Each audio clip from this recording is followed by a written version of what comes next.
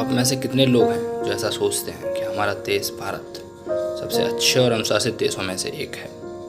आप भारत में कहीं से भी हों, आपके अंदर का देश प्रेम यही कहेगा कि भारत ही सबसे अच्छा देश है। यही देश है जो सबसे ज़्यादा अनुशासित है। लेकिन हर देश कुछ न कुछ सीखना बाकी रह गया है। तर्क से सोचें तो हमारे देश में अभी बहुत कुछ सीखने को बाकी रह गया। कोई भी देश पूर्णतः सही की स्थिति में नहीं पहुंचा है, लेकिन एक ऐसा देश जो हमें पूर्णतः तो नहीं बल्कि बहुत कुछ सिखा सकता है। जहाँ सफाई को कोई काम नहीं बल्कि अपना कर्तव्य समझा जाता है। जहाँ डिसिप्लिन का सही मायने में मतलब पता है। जी हाँ, वो देश है जापान। अब आप पूछ रहे होंगे कि ऐसा क्या है जापान में जो भारत में नहीं है। तो इस प्रश्न का जवाब आपको इस वीडियो में धीमे धीमे मिल जाएगा। तो बस बने रहिए इस वीडियो के अंत तक। नंबर 1, जापान के पढ़ने लिखने की व्यवस्था, अंग्रेजी में कहें तो एजुकेशनल सिस्टम। जापान एक ऐसा देश है जो भारत से 9 गुना छोटा है।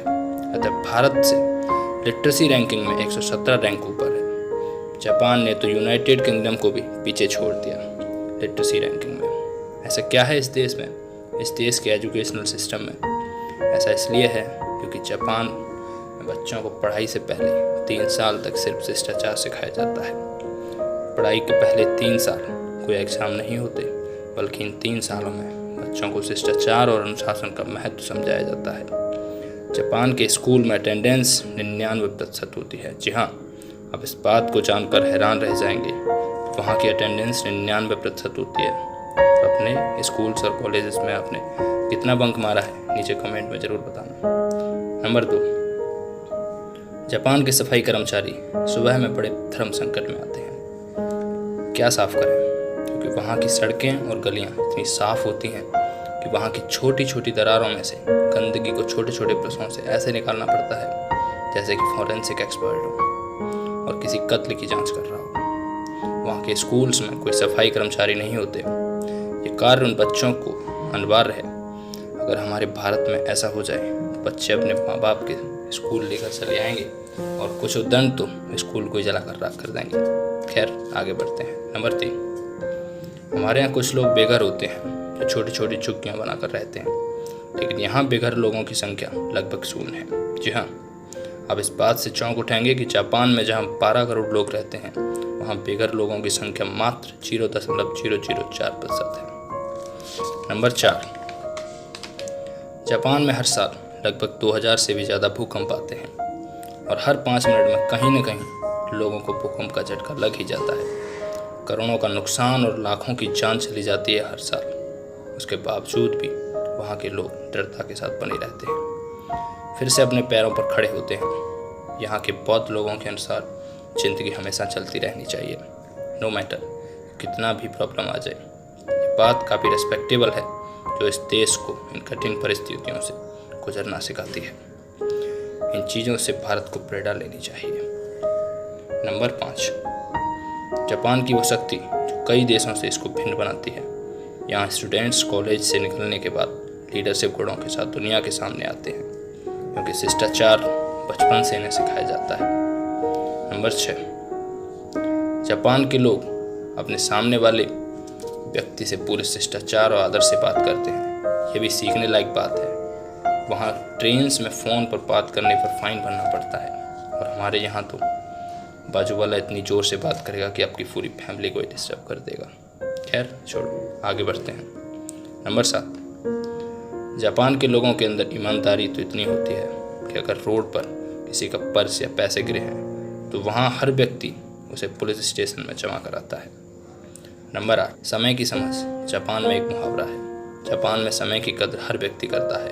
अब आप समझ ही गए होंगे कि जापान इतना विकसित देशों में क्यों है। यहाँ के देशवासियों को यही सिखाया जाता है।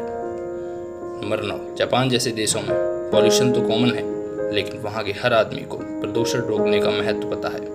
हर व्यक्ति कुछ न कुछ करता है, पौधे लगाता है, गाड़ियों को कम इस्तेमाल करता है। प्रदूषण से बचने के लिए हाईटेक मास्क आपको सिर्फ जापान में ही देखने को मिलेंगे। नंबर 10, फूड वेस्टेज का सही इस्तेमाल तो कोई जापान से करना सीखे। और वेस्टेज फूड का प्रयोग किया जाता है खाद बनाने के लिए। आप जहाँ से भी हैं, खाने की बर्बादी को मिटाया तो नहीं जा सकता, लेकिन उसका उपयोग कहीं न कहीं उसी अनाज को दोबारा वापस उगाने में किया जा सकता है।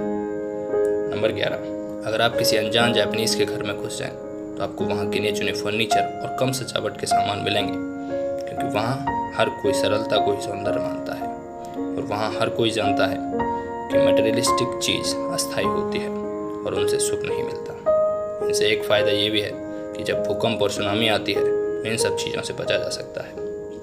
नंबर 12, जापान की टेक्नोलॉजी सिर्फ एडवांस नहीं बल्कि कंज्यूमर फ्रेंडली होती है। जहाँ उपभोक्ता का विशेष ध्यान रखा जाता है, वहाँ आप किसी दुकान में चले जाओ, वहाँ का दुकानदार लिटरली आपके चरणों में बैठ जाएगा। नंबर 13, मनुष्य और प्रकृति के करीबी संबंध को यहाँ हर कोई समझता है। यहाँ हर कोई प्रकृति के छोटे छोटे उपहारों का जी भर कर आनंद लेता है। यहाँ तक कि इनके स्कूल्स भी हर साल 1 अप्रैल को खुलते हैं। यहाँ के टीचर्स के अनुसार ये समय वहाँ की चेरी ब्लॉसम का होता है। ये समय वातावरण में पौधे लगाने के लिए सबसे अच्छा होता है। नंबर 14, आपको पहले ही पता चल गया होगा कि जापान के लोग काफ़ी ईमानदार होते हैं। क्या आपको पता है कि जापान के सुपरमार्केट में इसमें कोई दुकानदार नहीं होता। यहाँ सारे काम वेंडिंग मशीन्स करती हैं। मार्केट्स हमेशा खुले रहते हैं। यहाँ सबको पता है कि यहाँ चोरी होना नामुमकिन है। ये बात सुनकर भारतवासियों को काफ़ी अलग फील हो रहा होगा, क्योंकि हमारे यहाँ चोरी होना बड़ा आम बात है। नंबर 15, परिवार के साथ समय बिताने का महत्व समझते हैं जापानीज़। जापान का न्यू ईयर काफ़ी इम्पोर्टेंट फेस्टिवल है। अगर आपने कभी जापान में न्यू ईयर नहीं मनाया तो आपको बता दें कि न्यू ईयर पर आपको सड़कों पर कोई नहीं मिलेगा। वहाँ के लोग इस चीज़ को सबसे सुंदर उपहार मानते हैं। इससे अच्छा और क्या हो सकता है। अगर ये सारी चीज़ें सीख ले जापान से तो इससे हम छोटे नहीं हो जाएंगे। भारत बड़ी ही ऐतिहासिक एवं परंपराओं वाला देश है, लेकिन हमारी सोसाइटी भी इतनी परिपक्व और इतनी एडवांस नहीं है। परिवार का महत्व समझना इस देश में सभी को ज़रूरी है। हम फंस रहे हैं वेस्टर्न कल्चर में, लेकिन परिवार का महत्व भूलते जा रहे हैं। आखिर सुकून तो परिवार के साथ ही मिलता है। जितना हो सके इस वीडियो को शेयर ज़रूर करें और अपने आप से पूछें कि क्या हम सबसे अच्छे और सबसे अनुशासित देश में रह रहे हैं। ये हमारी जिम्मेदारी बनती है। तो आशा करते हैं ये वीडियो आपको कुछ न कुछ सिखाने में कामयाब हुआ होगा। और अभी तक हमारे चैनल को सब्सक्राइब नहीं किया तो सब्सक्राइब ज़रूर कर लें ऐसी वीडियोज़ के लिए। मिलते हैं अगली वीडियो में, तब तक के लिए।